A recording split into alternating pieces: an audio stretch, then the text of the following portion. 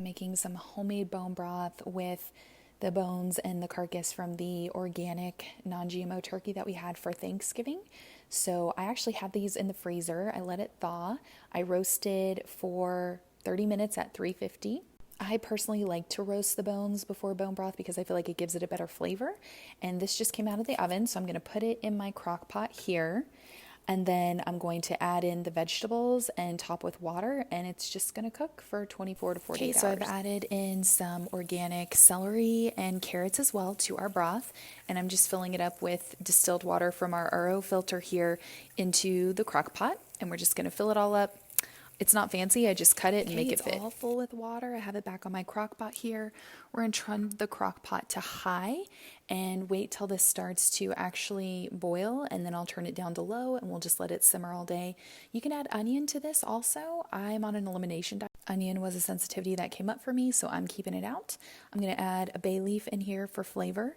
You also want 2 tablespoons of your apple cider vinegar. This is what actually helps to leach all those amazing minerals out of the bones. I'm going to do a pinch of our Celtic sea salt or Himalayan sea salt. Either is great, will work very nicely. And then we're going to put in some of our Bragg's apple cider vinegar.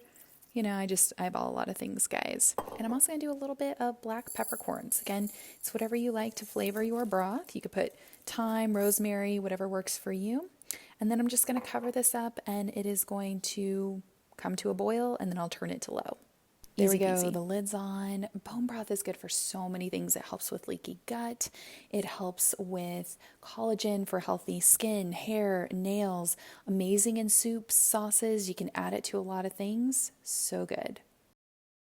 So this is what the bone broth looks like on the second day. So this is 24 hours later. And I'm just going to top off with a little extra water because the water level went down just a little bit.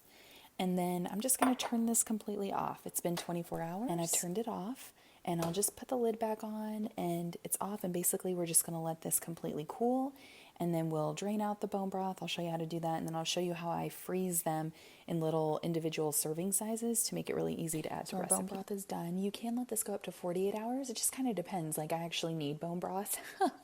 So I'm going to stop it now. I'll probably actually start another batch in a second crock pot. But we are having chili tonight, so I'm going to use this homemade bone broth. After the broth is cooled, we're going to pour it out. And what I do is have a really big bowl here that's got a little divot, so it makes it easy to pour out. And then we've got our colander here on top. And then we're just going to pour the bone broth out and save the broth.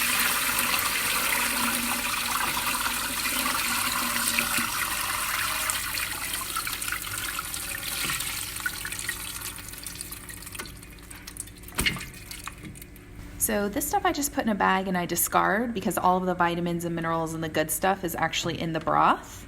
So the broth is the part that we save. And I will show you how I freeze it for individual serving sizes. So I grab one of these, and then you're just going to fill up the broth. And then I take the silicone molds, and you're just going to slowly fill these up. Not all the way, but leaving a little bit of space. And we're going to freeze. All of these are filled now. And very carefully, we're going to transfer this into the freezer. This is the part that makes Mark nervous. But we did kind of prep it so that it would be pretty solid. And you're just going to be very patient. And it's now going to go into our freezer. So we're going to close it very carefully and check back in a couple hours. And once that's frozen solid, I can transfer it into a Ziploc bag. And then we have single servings. Life hack. So in the meantime, while that's in the freezer, I'm going to transfer the extra to some glass jars and just keep it in the refrigerator.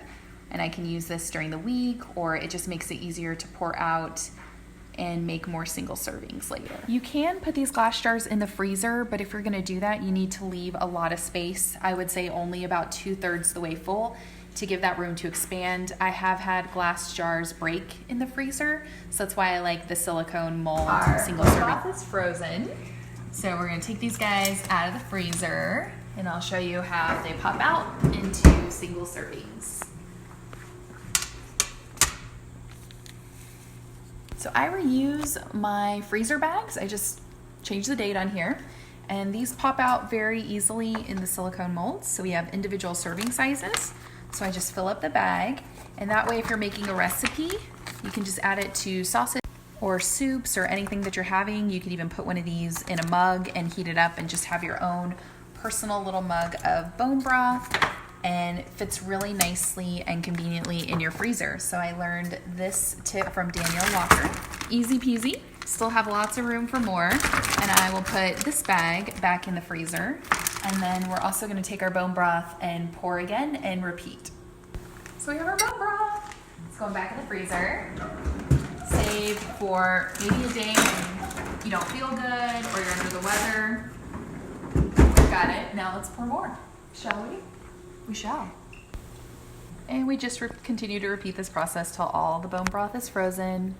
And now you know all of my bone broth secrets of the trade. It's so easy to make, very inexpensive, and this will save you lots of time and money instead of buying it at the store. Enjoy.